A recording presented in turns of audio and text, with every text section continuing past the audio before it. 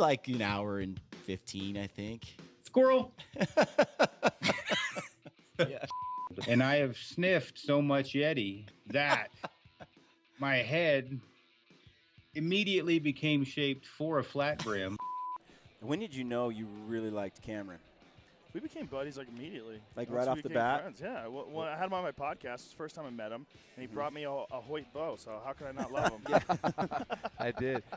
What did you think when that happened? I thought I made it. I love it. I thought I finally made it.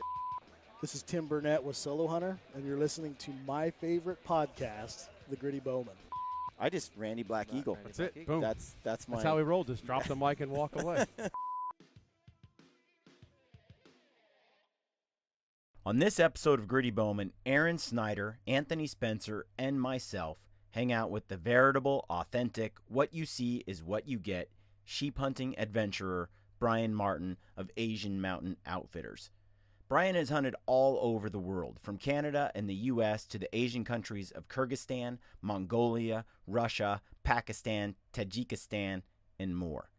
On this episode of Gritty Bowmen, we discuss rugged mountain hunting. Our topics range from dealing with such things as swamp butt to whether or not women are as tough as men. A fair warning, things get dicey in this podcast. Bryan is a little like Donald Trump, not too worried about saying things that might offend people. And Bryan isn't shy about his opinions either. Like I said, what you see is what you get with Bryan Martin. He is direct and to the point. We have attached a copy of Bryan's gear list to the show notes on our website for this podcast episode, and you can learn more about Bryan and Asian Mountain Outfitters at www.asianmountainoutfitters.com. Just roll with it. Cool.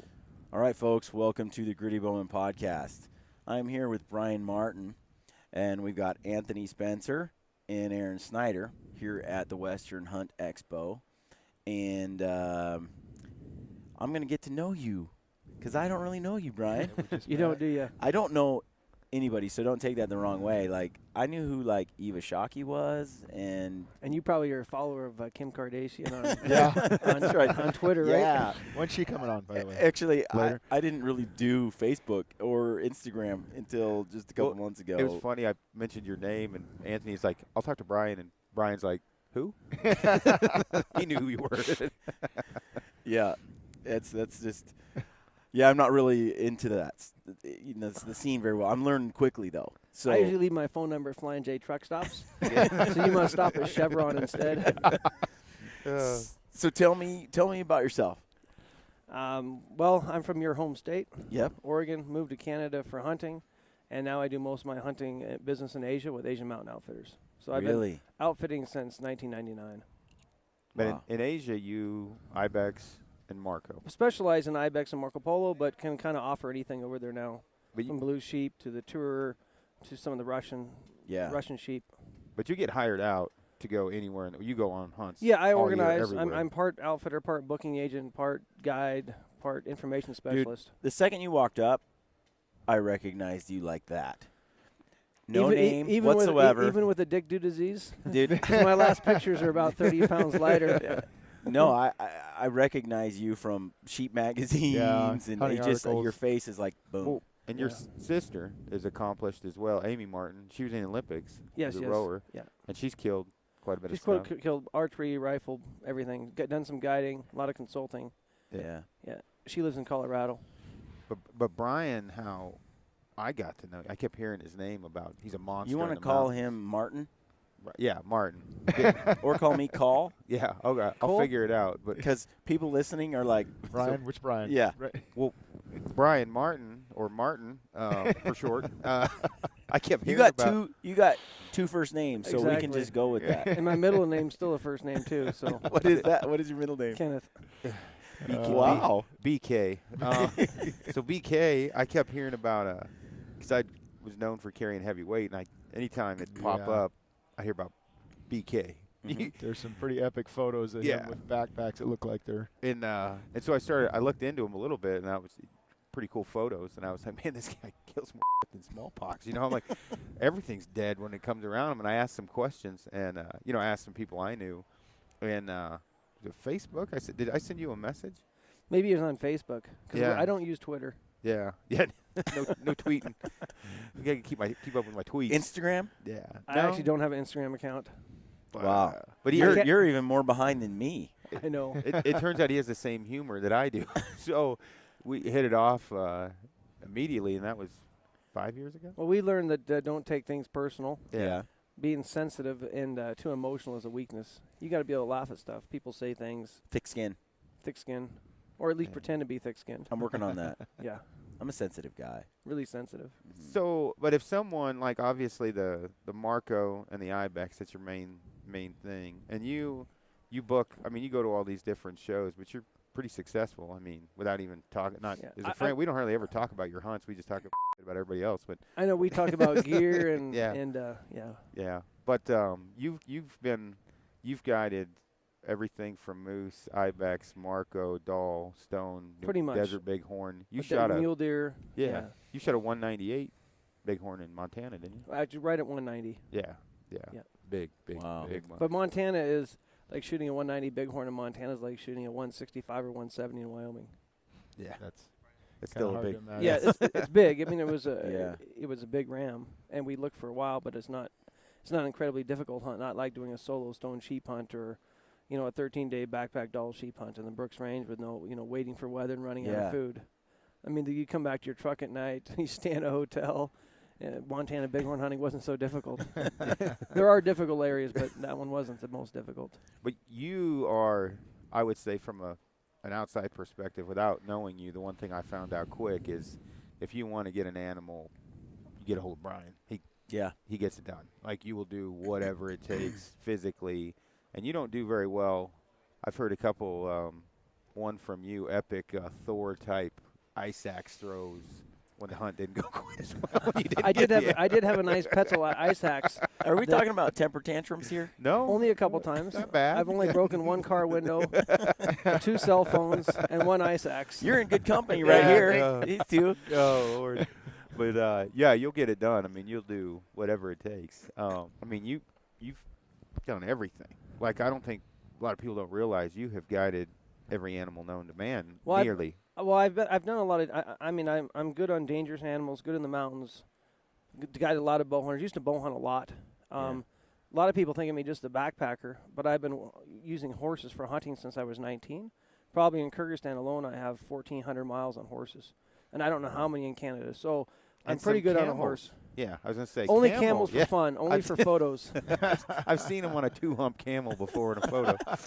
But but I think from my being overseas as well is people don't realize the logistical pain in the ass it is just to get there, and what you're up against is not only as a guide but as your client getting over there to you, which is why those hunts are. It's so not as expensive. difficult as people think, though. I tell the biggest question people ask now, because they watch too much CNN and too much Fox News, Yeah. is they worry about safety. Right. ISIS, Syria, refugees, Yeah. bombing. Absolutely. But if you That's the look first at- thing that comes to my But mind. if you look at how many people die from car wrecks and Yeah. heart disease and texting while they're driving. Yeah. I mean, the biggest thing they need to worry about when they go overseas is, can they shoot? Can they hike? Are they healthy? Do they have good mental? I mean, when was the last time you read of a hunter getting ran over or blown up by a terrorist or anything Yeah. like that when they're overseas? Well, it's- No, and the most dangerous thing is probably the high altitude and the cold weather and bad drivers. Bad drivers over there not wearing a seatbelt when you're driving around town and icy roads. Yeah. That's what I would tell a guy. Put your seatbelt on, take your satellite phone, take warm boots. I was in India for work, and it was like bumper cars. Oh, India's insane. The driving was just out of this world. We did get in like a couple of accidents, and we were there 7 days. Every car had a dent on it all the way around. That's just the way they drive there. Now, Kyrgyzstan and Russia is much better, but much worse than the U.S. or Canada. I mean, lines are relative. They're just a guideline. Totally. Yeah. There's Two no lines rules. is There's no lights. There's no stops. 2 lanes It's is good just- for 4 cars. It's just who can go. But and lots of honking, but they don't have road rage. I've never seen road rage there. They just I've seen the accept it. road rage in the U.S. much more, and also in I've Canada. never had road rage myself. But it's an 18-hour basically flight. Depending time. on where you're coming from, West Coast, 18 to 20 hours. Right. Depending if you come from a little town or a major town like L.A. or San Fran or Houston, where there's direct flights on Turkish Air. But in general, everything resonates out of Istanbul. As far as unless you go to Mongolia, then you'll Yeah. go through Beijing, or if you're going to Eastern Russia, you go through Alaska or through Moscow. But everything else, basically, the Istanbul's a hub for Central Asia and Southern Europe. Yeah, I've always said, we have irrational fears as human beings. Like, we're Too many. afraid of getting in an airplane and dying in an Well, airplane. Like, I've had people sitting on the airplane like this. yeah, the whole time. And the chance of the airplane, I mean, they have a way better chance Right. of nose or fit of getting their tampon or something like that Yeah. than they do of Totally. actually having a wreck. Just driving, home from the grocery store is far more dangerous than flying in an airplane, and yet we can't relax on the plane. So Well, you should be able to. I mean, you got to control the things you control and not sweat the petty things. yeah. Just Well, pet it's sort the of like sweaty things. I knew that was coming. like bears. People have this fear of getting eaten by a bear, right? Yeah. Which is kind of a legit primal fear, right? I think we've evolved this way for a reason. We're afraid of snakes, right? But we get in a car all day long, no fear, Cars are much more dangerous. and they're way more dangerous Yeah. than a bear is. Mm-hmm. Yeah. On that note, while we're talking about bears, how big was the bear you and your buddy killed? You killed that thing last year, right? Or a year before? I killed a big bear in Alaska. It was like 9, 10, Yeah. 9. It was like 27.5-inch skull. Explain to people though the fact there about what's the reality of shooting. You hear about 10-footers all the time. How many 10-foot brown bears have you seen? One, maybe two. I've seen a lot, 9 3/4 of 10. I've been on 3 brown bear hunts, but they're all long hunts. Yeah. Usually we were trying to get 2 bears. Yeah, but the 10-plus footer is kind of like a unicorn. A true for the most 10-foot part. bear, like on the Alaska Peninsula or Kodiak Island, usually will make Boone and Crockett if he's of any age, usually. Right. So if a guy's shooting a bear with a 26-inch skull or something, he's usually not a 10-footer. Yeah. And Kodiak has wider skulls in general than the peninsula. The peninsula is a little bit longer bear, and so if you shoot, all my hunts have been on the peninsula, about 100 miles from Cold Bay, up like around Harrington Bay or up further. Yeah. That was your biggest bear, wasn't it? Yeah, biggest bear. Yeah. I've seen one bigger that I went back and got my buddy. I wanted him to shoot one first. And by the time we got back where I'd last seen the bear and got on the snow, he was post-holing through the snow, doing about 40-inch strides in a normal walk. And that was over a 10-foot bear, I'm sure. What's your most epic experience? Like, Well, I have lots of epic ones. I mean, I have all-night hikes. pick one. Tell me about it. Probably my big ibex I shot was right up there with an epic experience. We tried to. We'd heard that there was big where ibex was in this at? Kyrgyzstan. Mm-hmm. In fact, I was going to try and get Aron to come. And I had one client, he'd never done a hunt like this before.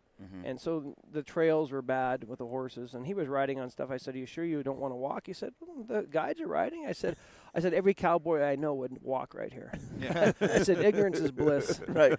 So even I would get off and walk. So we got down, and we set up camp, and we went scouting, and we found some big ibex for the hunter. So the hunter and 2 of the guys took off after these big group of ibex, and I grabbed one of the kid's dad, one of the guides, and he and I took off downstream. Well, we went about 1.5 miles, and it had washed out. It was a big gorge, and the creek had about a 30-foot drop off, and the trail I couldn't even walk it, and there was a pickaxe there. It would have taken us 2 days, 3 days to fix it. So he said, screw this, and somebody's going to die here. The horse is going to die. The horse almost slipped off just getting there. So we rode back. I waited that night, did a little more glassing, chased around an ibex. There was about 48 probably, but I wanted, bigger. And the hunter, we'd heard that he'd shot, and he came back like 2 or 3 hours after dark because it was hard for him. Yeah. And he'd shot at 2 really big ones, a 45 and a 47, and both old. So the next day, the young kid and we threw on our packs. I brought a pack for him. I brought a sleeping pad for him, a Hilleberg tent, a stove. I had to borrow the hunter's gun. I'd shot it once before. Borrowed the hunter's spine scope and tripod and walking stick because my luggage hadn't showed up. So luckily I had 2 check bags, 1 carry-on. Yeah. And we took off, and it was 5,100 vertical feet. That we started at 8,100 and climbed to 13,100. And definitely no trails. Crawling through some waterfall stuff. Found one little place in the dark to make a place for the tent. And there were snow leopard tracks up there and everything.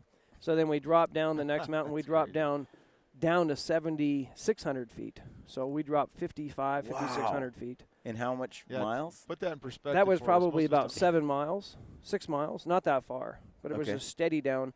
Got over there, saw a bunch more ibex, but nothing that we could really get on. Nothing that was over. Maybe That's one that was 50. How That's some many days walking, is going dude. by here when you're gaining 5,000 and losing 5,000? We left probably like midday, climbed for about 8 hours, hunting to get to 13.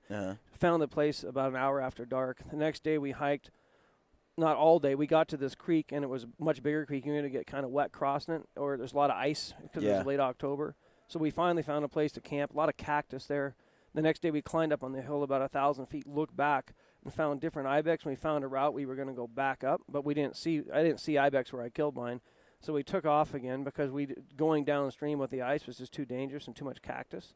So we climbed back up about another 3,500 feet, and I spotted right at dark, some big ibex. We didn't know how big they were. Yeah. Next morning, got up, they weren't there, and finally relocated them, and I shot one, and he was 54-inch, and so, but they've never seen people as far as I could tell, at least not hunters. Yeah. I mean, they never saw us, but on the way stalking them, I ran into some other ones. They just looked at us.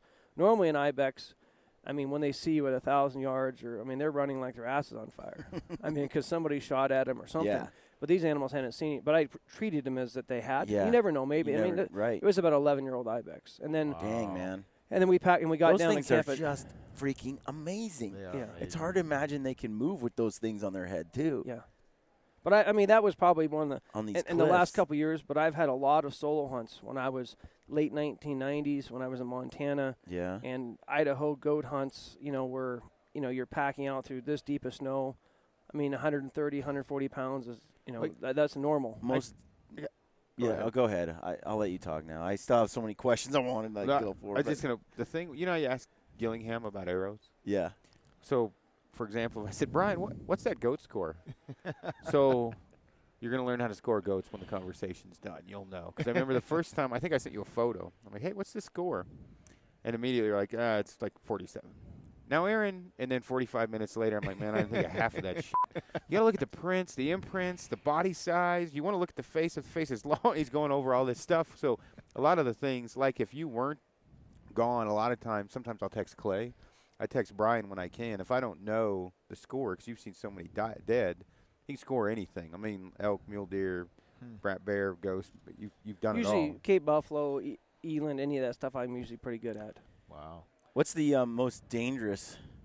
I mean, surely you've almost died. The most dangerous is not the animals; it's the conditions you're in. The weather. Yeah, pretty I would much. assume so. Two times I've almost fallen off of mountains. One time I did fall, but I caught myself. Twice I've fallen, and one time almost drowned. We overloaded a boat and it sank on us, and we had to get back to shore. But that was warm. Not bad. So hypothermia? Yeah, hypothermia. I mean, luckily we had one life jacket. If we didn't have a life jacket, I probably would have got hypothermia and wouldn't have been able to make it. Hard to say. Yeah. But we had one. I'm still stuck on this elevation now. Don't take this wrong. But you don't look like, a triathlete or something. Well, so when I talk about gaining 5 and losing 5 and gaining 4. No offense, dude. No offense, but he just insulted you. He's a monster. I don't get that kind. I mean, that boggles my mind. To think well, about when I did that elevation. trip, I was probably about 210, 215. When I was in my prime, in college, I was about 175 pounds, and most of my guiding career around 180 to 195. Right now, I need to. They have those fat challenges and stuff. I probably need to do one of those. But do you have clients that do that kind of stuff with you, though? Is that, or was that more extreme than what you were I doing? didn't take a client on that. There's clients that can do it, but I don't really know how a guy's going to react to that elevation. Yeah. And so it's just easier for me to go with a local guy. Yeah. And then I definitely have had clients that would do it, maybe a little slower. I've had a couple guys that are amazing athletes. One was an ultra marathon runner from back in West Virginia, and I mean, you couldn't beat him going uphill, but I could beat him on the side hills and downhill and everything because I'm longer legged and with heavy packs on for sure. But he was an amazing runner. And I know multiple guys that have hunted with you. Even with Dick Do, you will outwalk 99.9% of the planet. He can go. I remember Frank telling me about you, Saunders. Oh, Frank Sanders. And there's a lot of GD and F'ing. Yeah. And he was a GD and F'er. And it just basically saying you guys were busting brush on a bear hunt. And he was like, didn't matter how fast I went, how far I went, I still couldn't find him. He's like, I just couldn't keep up no matter what I did. And multiple guys, I mean, your heart rate from talking to you, you can sustain a very high There's no way you can do what you've done without fitness. Incredible. Without I used to train for a long time. No, one time I was just talking to a guy yesterday about the science of fitness and hunting and all that. And my one friend, his name's Brad Mongol, excellent archer. Yeah. One of the best, most fun hunters. He's the ultra marathon guy. He's a ER doc in West Virginia. And he was working on his North American 29 when I hunted with him. And he and I had a heart rate monitor. We were climbing this hill. And it was about 2,400 vertical straight up, and we were loaded for 10 days for backpack grizzly hunting. Yeah. So we were each at least 80 pounds. Well, I was 80, and he was about 60. He's much smaller than me. And I wear my heart rate monitor. We stopped once for water, and it was no trail. And my heart rate, other than we stopped, never dropped below 170 for 2.25 hours. And a couple times when we were, like, screwing around, it was about I could do about 180 for about 8 minutes. You can't do more. And then once you hit 190, you got to shut her down. I'm not like that. I hit 190. Bryce, I am going to shut down forever. Bryce is like that. Yeah, I don't know if that's healthy or not. Were you like? I mean, has that always been kind of a? I mean, I can hit my maximum heart rate. I've hit it quite a few times. Is around 202. The last time was about 3 years ago that I actually recorded it. Colton's like that. Yeah. Colton's can withstand like you heart rate forever. And the thing that But it's probably a smaller heart that just works harder though. I don't know. I mean, don't know. It's like a Subaru with a turbo instead of a V8 like Vin Diesel drove. Hey, dude, if it can just keep going, though, who cares? I haven't died yet. I was gonna say, but yeah, I mean, he's probably you guys are a lot alike in the. He'll go until he almost blacks out. Like I've never blacked out yet. Yeah, he's blacked out twice on me. But your heart rate, just talking with you or whatever, that's a huge benefit. Hitting the mountainside.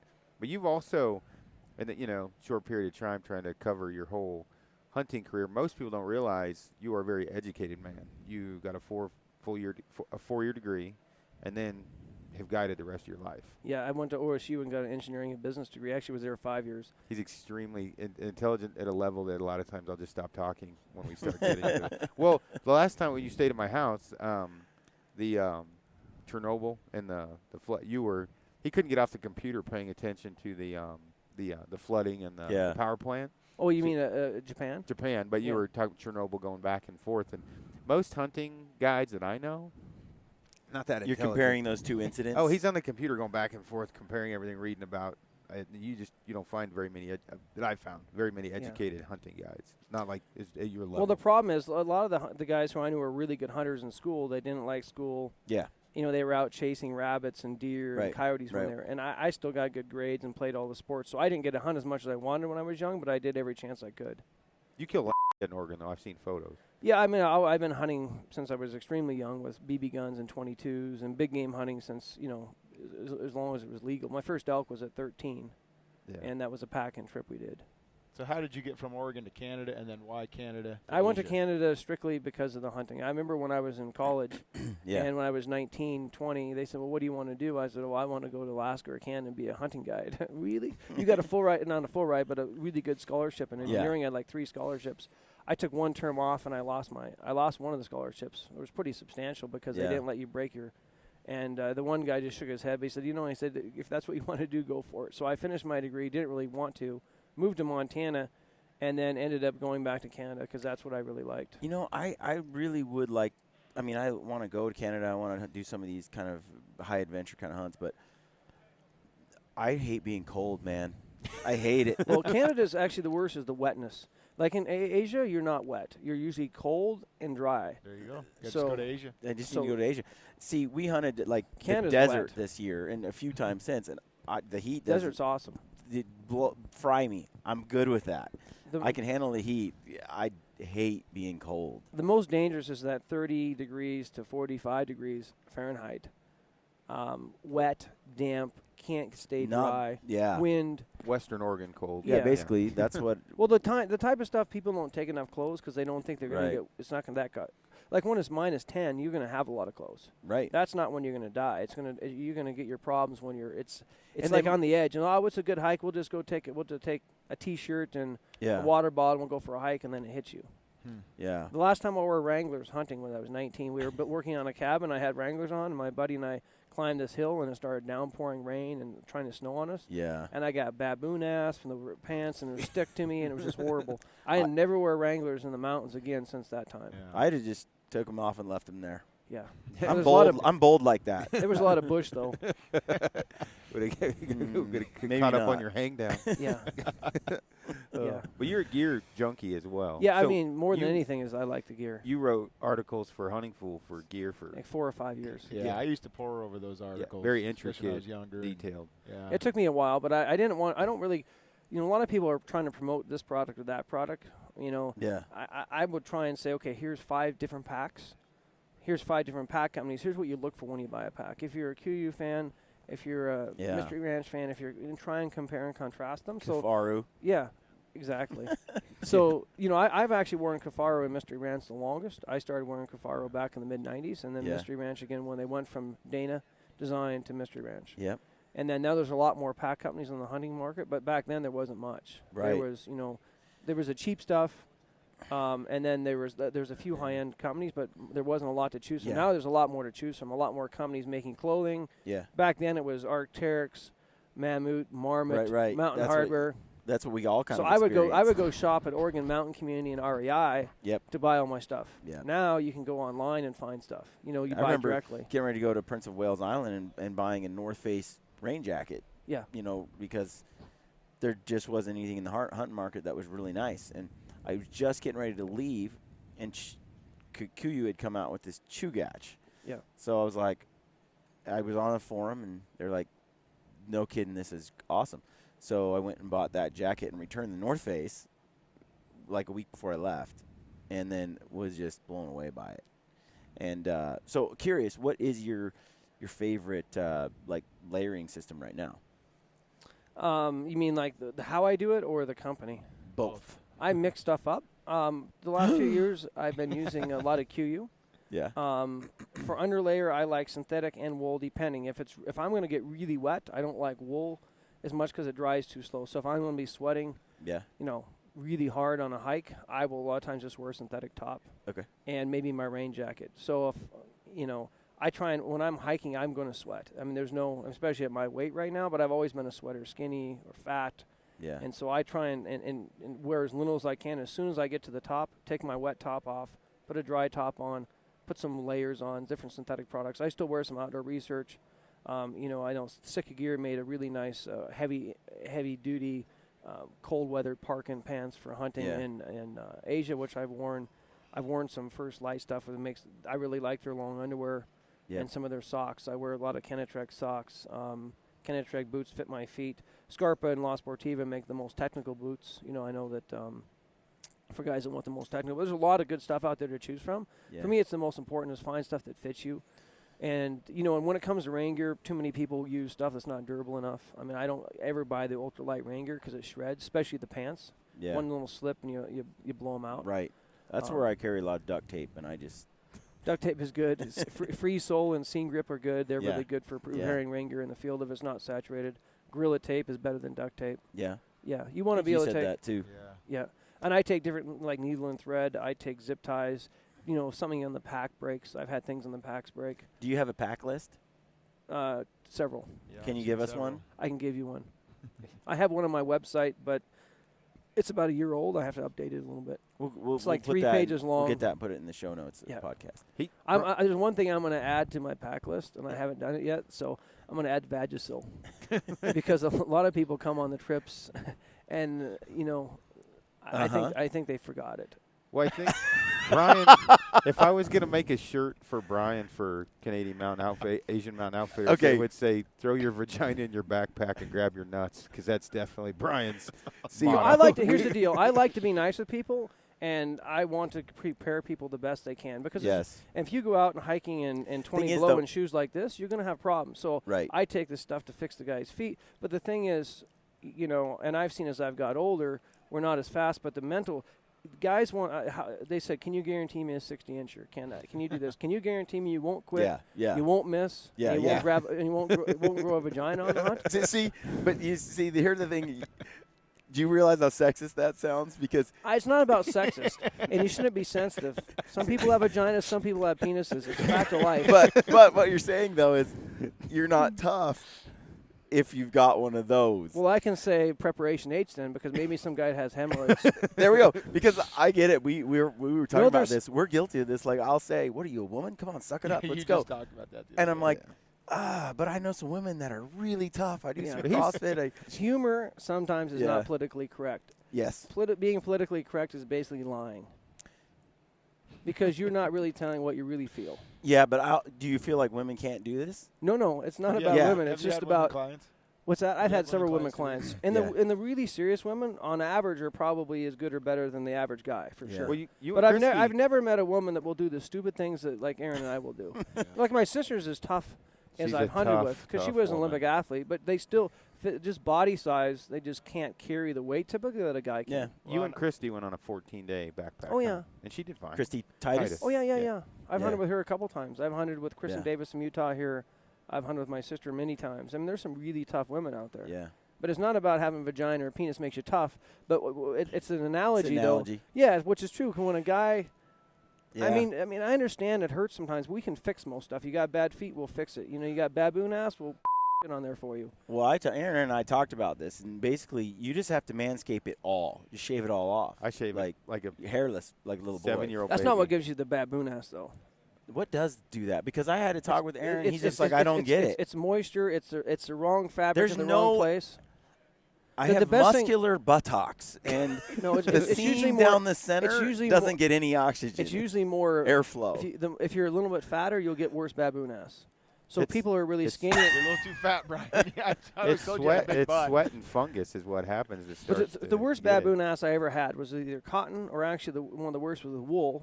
We're hunting in heavy snow, wet snow, Moist. high humidity, Wouldn't dry. and it wouldn't dry. And so I had the best product for baboon ass is Sport Shield. You can buy it in these like little blue packets. You buy it in a little container, and you put that in. I call it like Skin Slick. Is Yeah. that the stuff It's like triathletes skin use and Teflon. stuff And Yeah, that's the for only your thing. marathoners? That's the only thing that I found that you can actually walk out without crying and bleeding. I've seen a couple guys bleeding from it. Yeah, Actually, no, so no, bad. I've It's not had- on the balls. It's on your skin. When Right. Your ass cheeks meet the thighs. Typically. Yeah, I've had those problems myself, and that's why I was quizzing him quite a bit. You about can't it. see it on camera. Bree Rent has his pants down and he's pointing to it so we can see. So good job, Brent. Thanks, Brent. It's Yeah. it's right. It's not so much here as it's right here. I thought that was a cobra's mouth. Yeah. One of the things Brian and I, pretty much every time we talk, is about things like this, and Brian being a very dedicated guide, you get the BK. the BK BM Martin. Yeah. is what a lot of guys call me. BM. BM. So BM, and I'm starting to see it more and more now, helping Clay is Yeah. it's an inches thing, right? Yeah. Can you get me a 70-inch moose? And what you have to deal with is, like you said, well, are you going to be fat when you show up? Are you going to be able to shoot your gun when you show up? Are you going to skyline yourself? Are you going to wind yourself? Are you going to give up on me in 6 days, or can you make the whole 10? And that has driven you crazy for the last 20 years of your life, probably. Yeah, I mean, and so I don't like to cater anymore to guys who want the biggest one, Yeah. unless I really know them. But if you want the biggest one, you got to be willing to go home without one. Yeah. You know, and that's why a lot of outfitters historically, they used to call it same-day airborne in Alaska years ago when it was still legal. That's how they got a lot of big animals. Guys can't hike that well. They fly around airplanes and spot them, and then they Drop land you and off. go shoot them. Go shoot him. But that's not really hunting. That's more like shopping. Yeah. So, That's I mean, NWT, buddy. yeah. Shooting. Well, Yeah. Brian gave me the BM. best. BM gave me the best scenario of the Northwest Territories before I left, and I should have listened better because, it's politely, it is not overly difficult. You Yeah. fly over the animals the day before, and then Yeah. you land and you camp, and then you walk over the next morning and you shoot them. And it's not. Do you carry a think stick you- bow and shoot him with a rifle? No. Well, some people do actually. He knows a few, but what did you? You said that was the closest. How did you word that? This closest sheep hunt to how the hell did you? Anyway, an easy sheep hunt, as easy as you can get, for the use of helicopters, which is good for old guys. Yeah, and you can for- land above the sheep instead of coming up from the bottom. Yeah, and it's good for older guys or larger guys, and guides, I guess, would last longer physically doing that. But it's much different than what you do on the way that you all the hunt. stone sheep hunts we did and everything, we didn't really have the ability to scout with a plane. So you landed in a place you know there's sheep or hope there's sheep. Yeah. There were sheep there before, or you heard there were sheep 20 years ago, and you go hunting. And those are the hunts that might be day 1, day 5, day 12. You don't find one, or you find a couple good ones. So those are the ones that's why I like Asia, though, because you don't have the trees and you don't have resident hunters, and you have big hunting areas, and so you can go hunting, and it's kind of more pure hunting. Because Anthony asked, why Canada and then why Asia? Like, how does Canada is wonderful, but you're relegated. Most outfitters have an exclusive guide area, and so it's kind of like farming the same field all the time, hunting the same area every time. I like to go see new stuff and challenge myself, and so once I know the area well, it just becomes it's from a business standpoint, having one area and mastering it is probably better. Yeah. But from an interest standpoint, hunting in 6 or 10 or 12 different countries and going on all these different trips, it makes you a better hunter, and it's more interesting. Right. Just like if you go traveling, some people like to travel, they like to go on the same cruise every year. Yeah. And other people want to go that cruise once, and they'll go. And so I'm the guy that if I was a cruise guy, I want to go on different cruises. Yeah. I don't want to buy a vacation property in one place. I'd rather go, all over. Go do timeshares in another place and see different places. So everybody has their thing.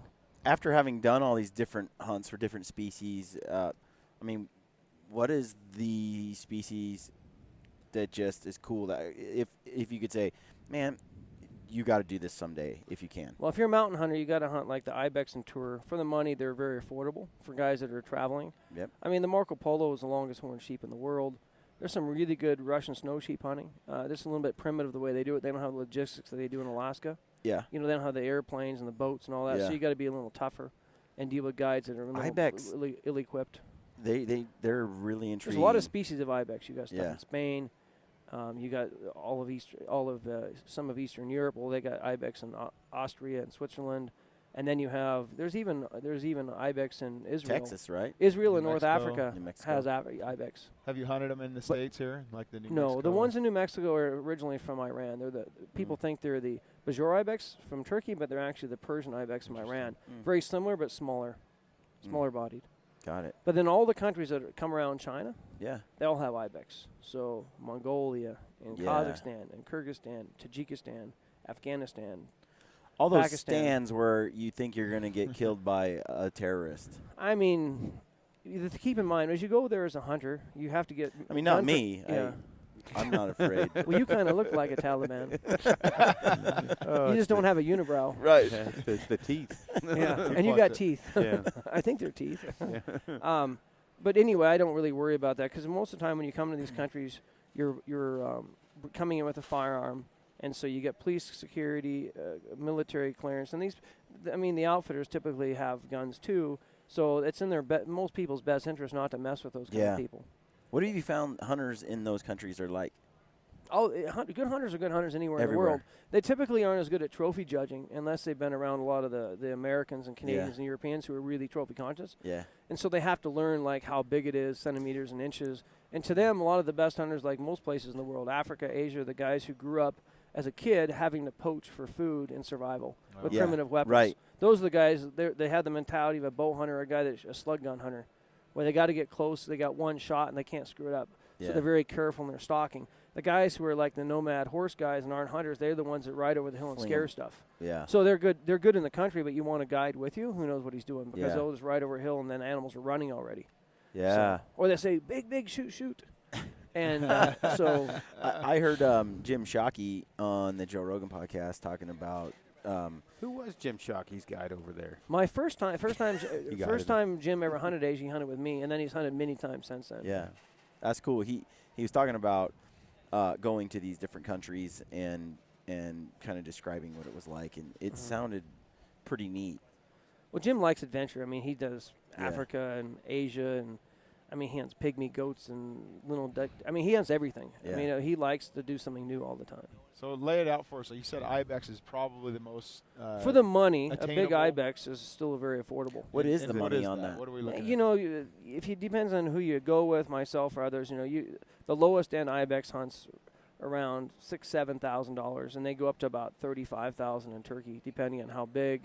How difficult the area is to get a tag in, how much the government fees are. Yeah. But like your Argali hunts, which are your Marco Polo type animals, they start at 25 and then go up to about 150,000.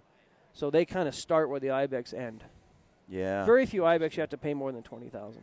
If just one species really, they have to pay more than 20,000, and that's just the Brazil. But if you're a mountain hunter, that's it. What about like tar or something like that? Don't you? Tar are native to Nepal. Okay. And then there's a tour, which are, but you can hunt tahr in New Zealand very inexpensively. And you can hunt aoudad sheep in Texas and New Mexico, which Yeah. are native to Sudan. So, Yeah.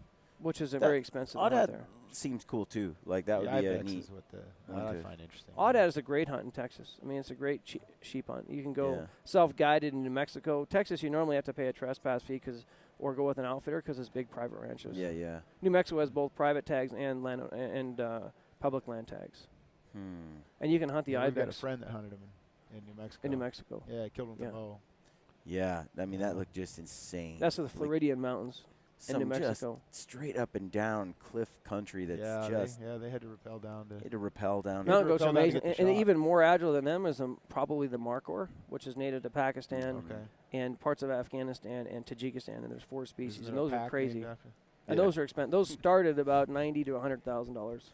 We named a pack after that, Yeah. mostly because we Markhor. ran out of names, and we called one the Argali, one the Markhor, Good and one names. the Tar. Yeah, Well, at least something I can remember. yeah, exactly. And it's You. not I mean, overly as much as I difficult. love Hilleberg tents, I can Yeah. never remember half of their names. Well, yeah, I was going to say The green one. We both run Hillebergs a lot. In fact, I think you introduced me to. I was running them, but you introduced me to Petra. Yeah. And Stu, which I talk to Stu all the time now. But they're Scandinavian names. But the ones I use, the Solo, the Nyack is one of the new ones. Is it ones Enon, right there? The Ulan? Enon, yeah, Onion.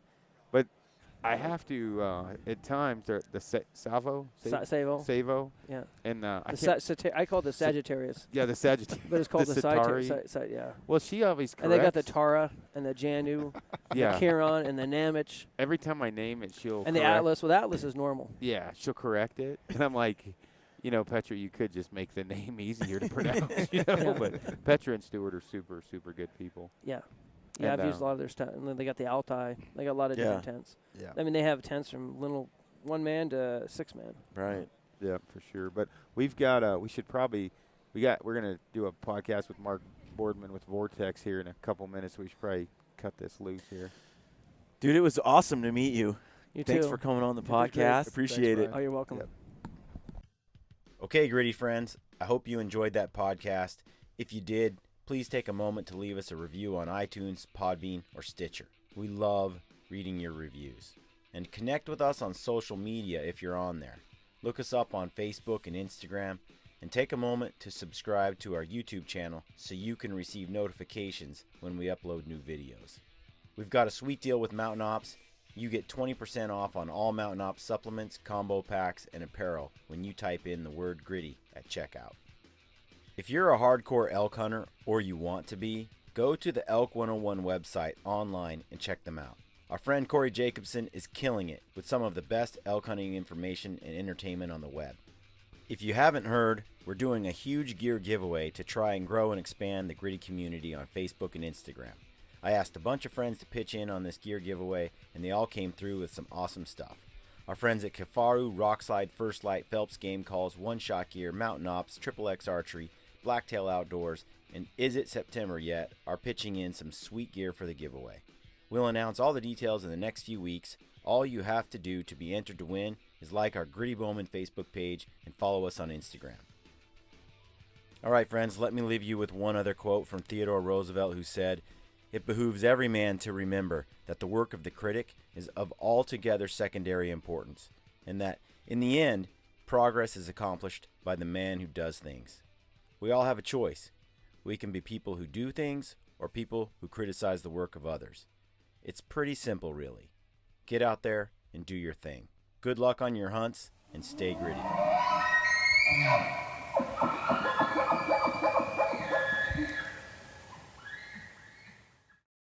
This is Ty Stubblefield, and you're listening to the Gritty Bowmen. Gritty Bowmen.